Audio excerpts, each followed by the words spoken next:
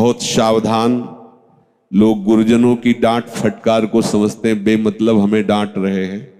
विचार करके देखो, तुम वृंदावन वासी हो, लेकिन तुम्हारी दृष्टि कहाँ है? तुम्हारा चिंतन क्या है? तुम्हारा कर्म क्या बन रहा है? इस पर तुम बेपरवाह हो, सोचते हो दान पुण्य से निपटा देंगे। भ्रम में मत रहना। एक ही निपटाने का उपाय है शरणागति, और वो भी शुद्ध मन वचन कर्म से। केवल भगवदाश्रित हो जाओ, सब क्षमा हो जाएगा। एक बार पूज्य श्री सद्गुरुदेव भगवान से पूछा कि ऐसा हमने सुना भी है कि जो धाम में अपराध होता है वो बहुत बड़ा स्वरूप ले लेता है। जैसे सुकृत भजन बड़ा महिमाशाली यहाँ का माना गया है, तो अपराध भी यहाँ का बहुत बड़ा होता है। तो फिर उसको यहाँ भगवत प्राप्ति कैसे होती है? क्योंकि अपराध तो फलता फूलता रहता है। वही अब एक अपराध फलता फूलता है, एकदम वृक्ष बट वृक्ष की तरह हो जाएगा। जहां लंबी डाल हुई तो वहीं जड़ फिर हुआ। पूज्य श्री सद्गुरुदेव भगवान ने कहा, जो वृंदावन का मां की तरह आश्रय ले लिया है और गलती करना नहीं चाहता, पूर्व संस्कारवश बहुत विवश होकर गलती, और उसका बहुत पश्चाताप उसके हृदय में है कि ऐसा क्यों हो गया, ऐसा क्यों हो गया, वो अंदर से जल रहा है, तो वृंदावन उसे क्षमा कर देगा। कब? जब इसी रज में उसके प्राण छूटेंगे। तो अब उसको, पर यदि ऐसा कि आए और गए और यहां अपराध करके ऐसा, तो खेल मत समझना, हिसाब बहुत महंगा पड़ेगा। लोगों को लगता है देख लेंगे, नहीं देख पाओगे। जब कष्ट आते हैं नहीं देखा जाता। ऐसा भयंकर पीड़ा, ऐसी भयंकर अव्यवस्था धारण करता है कर्म, फिर वो केवल त्राहिमाम बोलता है, हृदय से ये निकलता है, ए भूखे मर जाना, पाप मत करना। बहुत भयानक दंड होता है। बाहर से डंडे की चोट तो बर्दाश्त कर सकते हो, अंदर की चोट के मन भी जल रहा है, तन भी घोर रोगों से ग्रसित, कोई सहयोगी नहीं, अर्थ की अव्यवस्था, त्राहिमाम बोल उठता है। इसलिए बहुत सावधान। जो निषिद्ध कर्मों को रोका गया है उन पर आंख उठा के मत देखो। जो निषिद्ध बात है रोकी जा रही, उसे सावधानी पूर्वक आप संयम में रखिए। सब सुन रहे हैं, सबके लिए, किसी एक के लिए नहीं। अब तक जो गलती हुई हुई, आगे नहीं। सावधान, बिल्कुल सावधान। सावधान इसलिए कह रहे हो जाओ नहीं, यही तुमको भोगना पड़ेगा। ये धाम है, बहुत ज्यादा समय आने ही लगता। यहां फल कह रहे हैं ना, उर्वरक भूमि है, ज्यादा समय नहीं लगता, बहुत जल्दी आ जाता है। रात्रि के 9-10 बजे हो गए। परिक्रमा मार्ग हितधाम के सामने बिल्कुल रज का मार्ग था, कोई इसी का आना जाना नहीं, तो बैठे थे ऐसे रज में। बड़ा सुख मिलता है रज रानी के स्पर्श से। कराह सुनाई दी, दृष्टि गई, दूर से देखा, लड़खड़ाता हुआ एक नौजवान आदमी आ रहा था। खड़े हुए देखा जाके तो गांठ से लेकर नीचे तक कीड़े ही कीड़े। ऐसे असहनीय हुआ दर्शन। बैठाला, कहां से आप आ रहे हो? वो आह के सिवा कुछ बोल ही नहीं पा रहे। आह, कोई पूछने वाला, इतना नेकर पहने, बनियान पहने, एक गमछा डाले, कैसे? अब अपने को तो कुछ था ही नहीं जो हम सहयोग कर सके। तो मनमोहन बाबा वो थे, उनको बुलाया। उनका, बाबा इनको बहुत कष्ट है, पहले तो 1-2 रोटी बनाओ, इनको खवाओ। क्या खाएगा? तो उनका कि अगर वो कुछ तेल सा लाए उनका, इसके डालने से कीड़े निकल तो जाएंगे, पर ठीक कैसे होगा हमें पता। जैसे ही डाला तो आधा किलो कम से कम कीड़े, जिंदा आदमी को खा रहे हैं, और वो त्राहिमाम मचा हुआ। आ कोई उसकी सेवा करने वाला नहीं, कोई औषधि देने वाला नहीं, कोई। क्या है ये? क्या है ये? एक चींटी काटती तो कैसा होता है, उसकी हड्डी हड्डी में कीड़े लिपटे हुए थे। बहुत सावधान। अभी आप स्वस्थ हैं तो निषिद्ध कर्म करने का उत्साह रखते हैं कि कोई देख नहीं रहा, कोई जान नहीं रहा, पर जो न्यायाधीश है उसको किसी गवाही की, वकालत की जरूरत नहीं होती। हमारे कानून में, भगवत कानून में गवाही की जरूरत नहीं होती, क्योंकि वो सर्व साक्षी वही बैठा जहां तुमने निषिद्ध कर्म करने की इच्छा की थी, उसके पहले ही उसको पता है। इसलिए परमात्मा प्राप्ति का उद्देश्य रखने वाले साधक को निषिद्ध कर्म भूल से भी नहीं कर, उसे किसी को नहीं करना चाहिए, पर यहां उपदेश इसलिए दे कि वो उपदेश मानेंगे ही नहीं। बहुत से मनुष्य केवल इस स्थूल शरीर की क्रियाओं को कर्म मानते हैं, पर भगवान ने कहा कोई क्षण भर भी कर्म किए नहीं रह सकता। तो स्थूल तो बाहर दिखाई देता है, लेकिन उसका मूल क्रिया कराने को होता है कर्मेंद्रिय और ज्ञानेंद्रिय, और उसका मूल होता है अंतःकरण। इनके द्वारा क्रियाएं होती हैं। तो शरीर अगर क्रिया रहित दिखाई दे रहा तो भी क्रिया हो रही है। शरीर वांग मनोभिर यत कर्म प्रारभते नरहा। जिन शरीर अथवा मानसिक क्रियाओं के साथ मनुष्य अपना संबंध मान लेता है, वो सब क्रियाओं का फल उसे अवश्य भोगना होता है। ध्यान दीजिए, ये कर्म का दलदल बहुत बुरा दलदल है, इससे निकलने का उपाय नहीं मिलता बड़े बड़ों को। भीष्म जी के पास जब भगवान युधिष्ठिर जी को लेके जाते हैं, तो युधिष्ठिर जी से कहते हैं कि ज्ञान और धर्म का ये सूर्य अस्त होने जा रहा है, ले लो जितना तुम्हें ज्ञान लेना है। भगवान कह रहे हैं कि ज्ञान और धर्म का मूर्तिमान स्वरूप भीष्म, ये सूर्य अस्त होने जा रहा है। भीष्म जी से कहा युधिष्ठिर जी के कुछ प्रश्न है, आप इनका उत्तर दे दीजिए। तो आंसू भरकर भगवान से कहा प्रभु बहुत भयानक पीड़ा है, अर्जुन के तीक्ष्ण बाण शरीर में घुसे हुए हैं, कोई अंग नहीं है जो पीड़ा से जल न रहा हो। प्रभु ऐसी स्थिति में मैं क्या उपदेश करूं। देखो कर्म का जाल कितना सुदृढ़ होता है। 6 महीने बाणों की सैया पर, बाणों की सैया। महाभागवतों में 12 महाभागवतों में गणना भीष्म जी की, अखंड बाल ब्रह्मचारी, धर्मनिष्ठ, शास्त्रों के संपूर्ण ज्ञाता, लेकिन सैकड़ों जन्म पूर्व जो कर्म है वो सुरक्षित है, वो आकर के फल दे रहा है। भगवान ने स्पर्श किया, स्पर्श करते ही पीड़ा गई, फिर प्रश्न उत्तर हुए। हम ये बताना चाहते हैं कि कर्म कितना बलवान होता है। कोई किसी को दुख सुख नहीं देता, उसका कर्म ही उसको दंड देता है। तुम जो एकांत में पापाचार कर रहे हो, वही जब वृक्ष रूप फलीभूत होगा तो तुम्हें ऐसा दंड देगा कि कोई तुम्हें बचा नहीं। अवश्य में भोक्तव्यम, अवश्य भोगना पड़ेगा।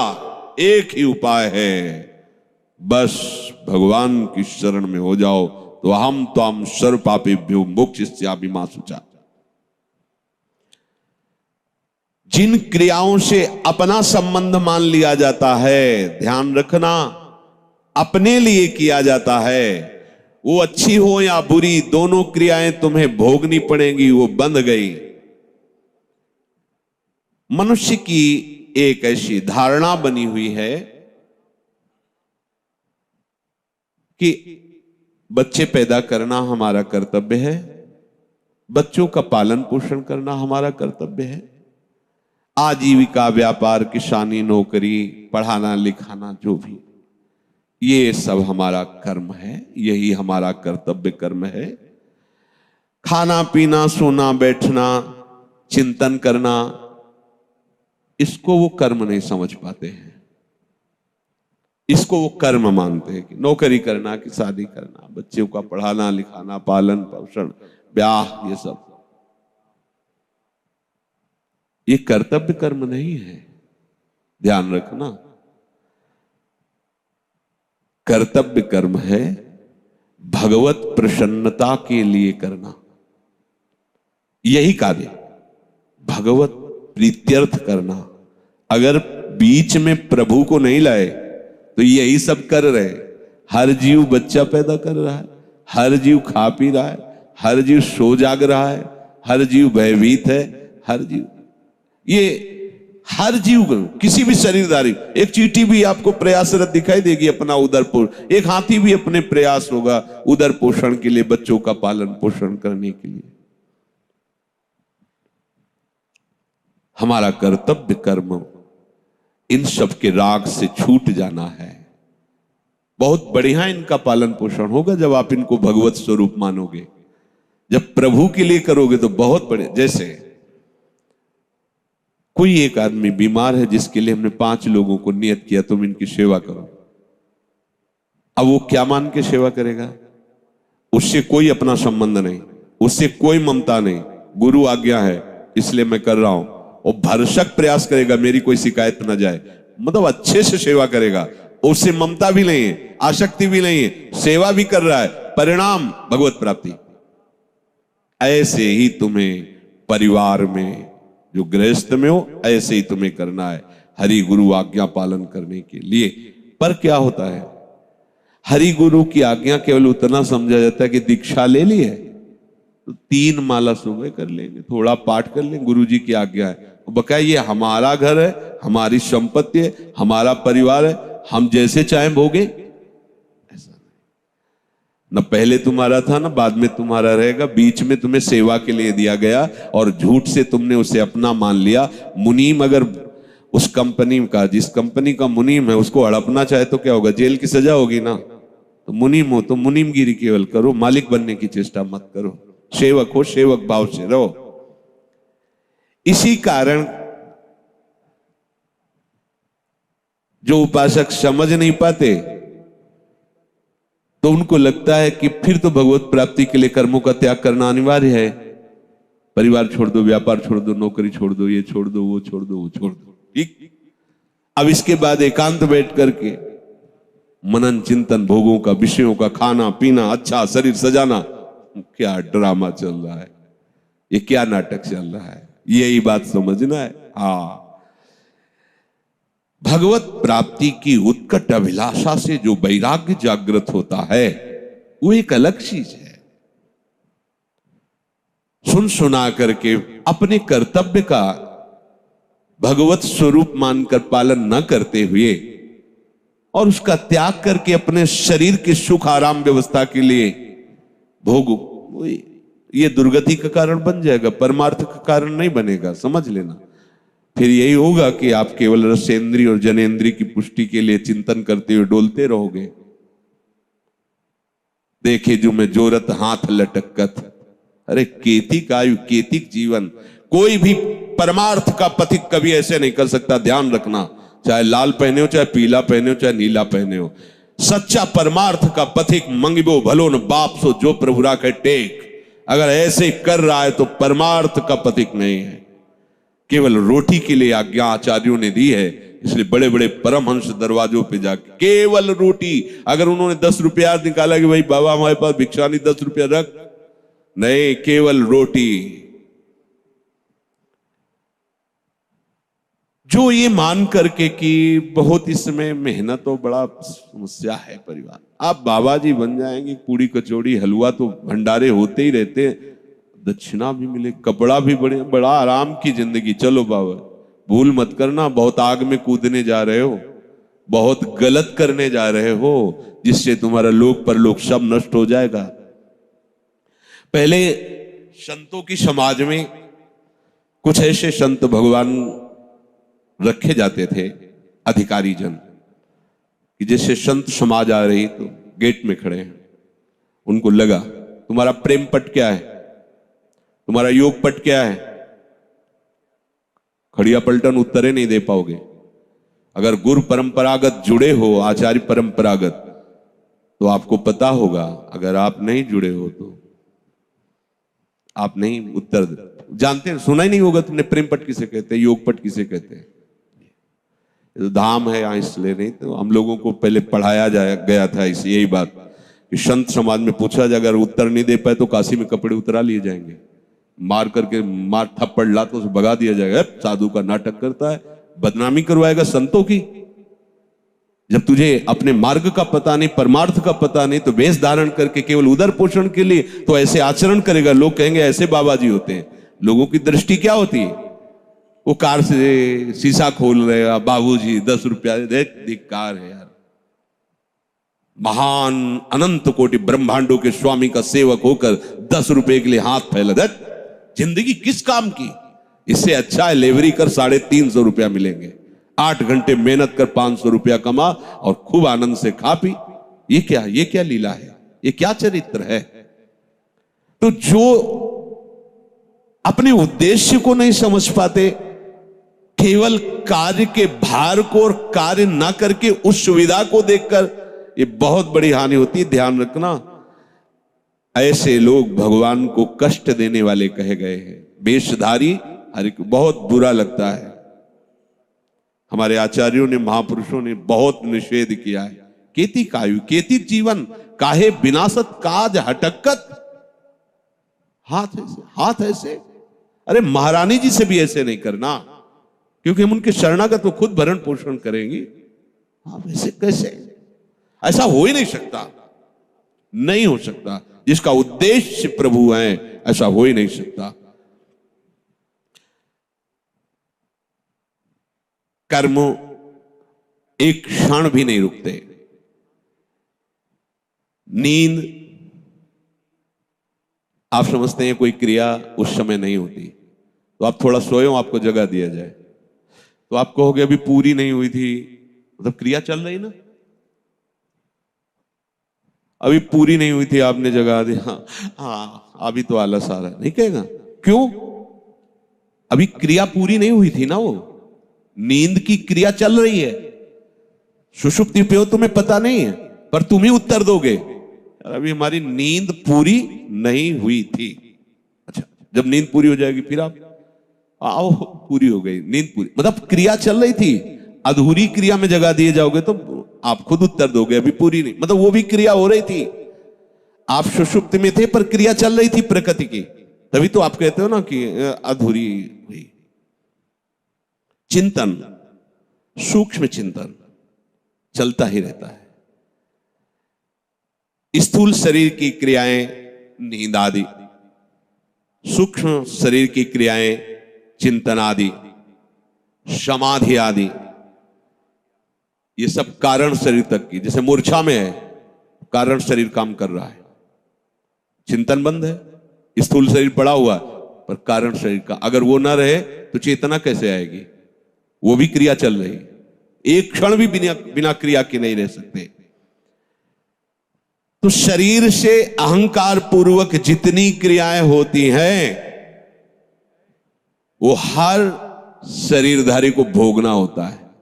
इस कर्म जाल से बड़ा प्रचंड भूत है ये कर्म, छोड़ेगा नहीं। कहीं भाग जाओ, वृंदावन धाम जाओ, चाहे जहां जाओ, छोड़ेगा नहीं तुम्हें। ये तुम्हारे साथ रहेगा, तुम्हें भोगना पड़ेगा। किडनी फेल, भोगना पड़े, अवश्य में वो भोक्तव्यम। हाँ, भगवान की शरण में तो ऐसे गोद में रख के पार करवा देंगे, भोगना पड़े। इसीलिए डरते रहो, कोई ऐसा कर्म न बन जाए। बन गया आकाश में उड़ गया, तुम्हें लगा कि वो कोई जाना नहीं, निपट गया। नहीं, वो तुम्हारी खोपड़ी में बैठा है। अब वो तुम्हारी बुद्धि पे शासन करके वहीं ले जाएगा, वही करवाएगा जिससे तुम्हारी दुर्गति होगी, तुम्हें दंड भोगना पड़ेगा। कर्म किसी का सहयोग नहीं लेता, वो खुद इतना बलवान होता है कि तुम्हें दंड देने के लिए उसे किसी सहयोग की जरूरत नहीं, वो सब सहयोगी तैयार कर लेगा।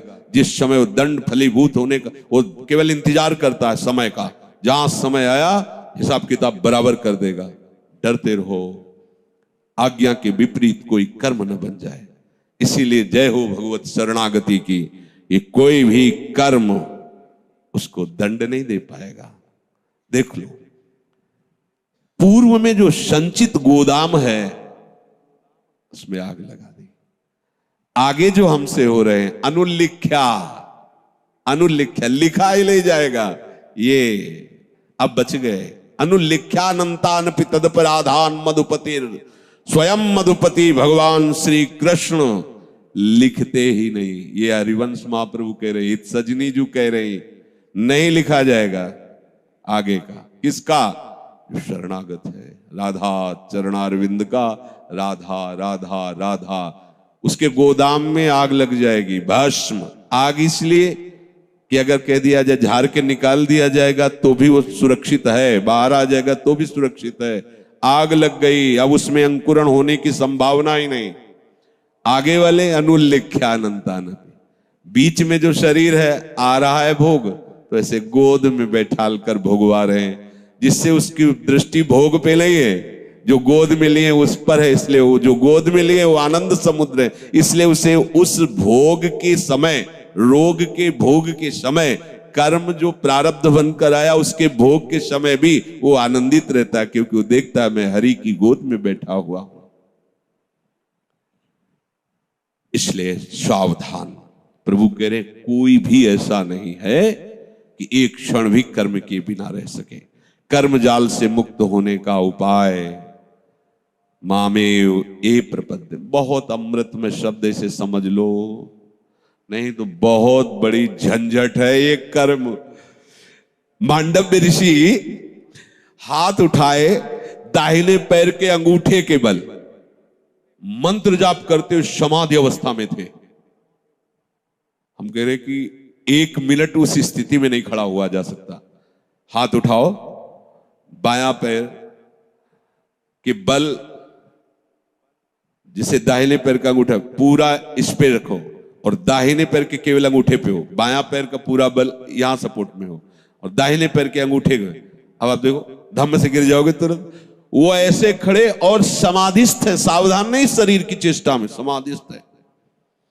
राजा के यहां से चोरी करके देखो कर्म, राजा के यहां से चोर चोरी करके खजाने से अब जो राजा के यहां चोरी के बहुत ही प्रवीण होंगे, भागे तो राज कर्मचारी उन्हें पीछा किया, वो मांडव्य ऋषि जी के आश्रम में घुस गए, देखा राजकर्म, वहां पकड़ा, मैं माल सहित चोर मिले। राजकर्मचारियों के दिमाग में आया कि नाटक कर रहा है खड़े ऐसे तपस्या का, और चोर रखता है, चोरी करवाता है। उनको भी उठा लिया, अभी समाधि में ही है, उठा लिए गए। देखो कर्म। और उनको राजा के सामने पेश किया गया। समाधि एक भागवतिक स्थिति है। राजा ने बिना कुछ विचार किए उनको, जब प्रमाण है कि आश्रम से ही चोर और संपत्ति पकड़ी गई, शूली की सजा दे दी। भाले की आकृति का ऐसे लोहे का एक ऊपर से जाकर ऐसे छोड़ना जोर से, जो गुदा द्वार में घुसते हुए जहां तक घुस गया, नाभि या पेट तक, अब वो ऐसे टंगा, जितने घंटा 2 घंटा दिन जितना उसकी सामर्थ, वो तड़प तड़प के मरेगा। बहुत कठिन सजा होती थी, सूली की सजा इसे कहते हैं। जब ऋषि की गुदा द्वार में वो घुसा तो चेतना जागृत हुई, तत्काल पद्मासन में बैठ गए, सूली पे पद्मासन पे बैठ गए। अब 1-2 दिन बाद जब दूसरे अपराधियों को सूली की सजा देने के लिए आए, तो पहले वालों को उतारा जाता था, वो तो सब मरे हुए थे चोर, उनको उतार। ऋषि को पद्मासन में देखो, भाग के गए, राजा से कहा कि अपराध बन गया, कोई ऐसा सामर्थ्यशाली ऋषि। तो राजा आगे गाय करके, ब्राह्मण करके, ये पद्धति है। महापुरुषों से बचने के लिए पद्धति थी कि जैसे गाय आगे है और पवित्र ब्राह्मण आगे हैं तो उनका रोष शांत हो जाएगा कि गौ भक्त है, ब्राह्मण भक्त है, पहली दृष्टि में ही ऐसा उन्होंने किया। और जाकर कहा, मुनीश्वर मुझे बिल्कुल पता नहीं था और मैं क्षमा नहीं मांगता, आप जो चाहो दंड दे दो, पर मुझे बिल्कुल पता नहीं। बोले मुझे सूली से निकलवा, मैं तुझे दंड नहीं दूंगा, मैं कर्म का न्याय करने वाले को दंड दूंगा। कोई साधारण ऋषि थोड़ी, मांडव्य ऋषि थे। बहुत प्रयास किया गया, सूली निकली नहीं, कटवा दिया गया। तो उसी सूली को अणि कहते, उसकी नोक अंदर थी, इसलिए उनको अणि मांडव्य ऋषि कहा। वो सीधे वहां से अंतर ध्यान हुए यमराज के पास पहुंचे। धर्मराज हो, मुझे याद है, जब से याद है तब से कोई अपराध नहीं किया और तपस्या में जीवन व्यतीत करता हूं, ऐसा दंड कैसे तुमने दिया? भगवान आप नाराज मत होइए, आप स्वयं देख लीजिए। तो जैसे टीवी चला के प्रोग्राम नहीं दिखाया जाता, ऐसे तो 8 वर्ष के थे मांडव्य ऋषि, तो एक तितली को खेल खेल में ऐसे पकड़ा और बमूल का लंबा कांटा उसके गुदादार में डाल के छोड़ दिया, वो तड़पते हुए मर गई। भगवान ये दंड आपको मिला है, ये इसी जन्म का है, क्योंकि आप भजन कर रहे हैं, तपस्या कर रहे हैं, तो आपको मुक्त होना है, तो ये आपको। तो उनका 8 वर्ष के बालक को तो ज्ञान होता नहीं। पहली मर्यादा है मैं रखता हूं कि 14 वर्ष तक के अपराधों को दंड ना दिया जाए, क्षमा किया जाए। वो मर्यादा रखी गई। और दूसरी बात, आपने न्याय ठीक नहीं, इसलिए मैं आपको शाप देता हूं, 100 वर्ष के लिए मृत्यु लोक में तुम जाओ। मृत्यु लोक में आना जानते हो क्या है? दंड है। अगर भजन करके भगवान को प्राप्त कर लो तो बढ़िया, नहीं तो यहां आना कोई अच्छी बात नहीं। इसे मृत्यु लोक कहते, भयावह लोक है ये। वही विदुर जी के रूप में है, साक्षात धर्मराज जी आए। तो ये बात, कर्म बख्शता नहीं किसी को। देख लो इतने बड़े ऋषि जो दाहिने पैर के अंगूठे को बल ऐसे तपस्या, तो हमारी तुम्हारी दशा क्या होगी? हमारे तो रोम रोम में सूली डाली जाए तो भी हिसाब नहीं बराबर होगा। वो तो ऐसे, यहां तो 10 मिनट खड़े होकर प्रार्थना करने का मन नहीं होता। हाथ वो अंगूठे के बल खड़े होकर हाथ ऊपर उठा के मंत्र तपस्या, लोग सोचते हैं 100 रुपया दे देंगे हमारे पुण्य से पाप कट जाएंगे। जरा विचार करना इस कर्म पर। इसलिए सावधान, कोई भी हमसे ऐसा कर्म ना बने। अब लो निशान, अब जो कुछ हुआ है हम प्रभु की शरण, महारानी जो बड़ी कृपालु है वो ऐसा नहीं होने देगी, वही हमारा बल है। पर उनके सिवा और अगर कोई और हुआ तो इतने चतुर शिरोमणि हैं कि फिर वो दूसरा नियम लागू हो जाएगा। शरणागत के समस्त भार को प्रभु स्वीकार कर लेते हैं। भयभीत होकर के आ जाओ शरणा, जो सभी तावा शरणाई रखियो ताई प्राण की नाई, प्रभु कह रहे। इसलिए शरणागत ही एक उपाय है जो हमें हर कर्म बंधन से बचा सकता है। शेष चर्चा आगे। राधा वल्लभ लाल।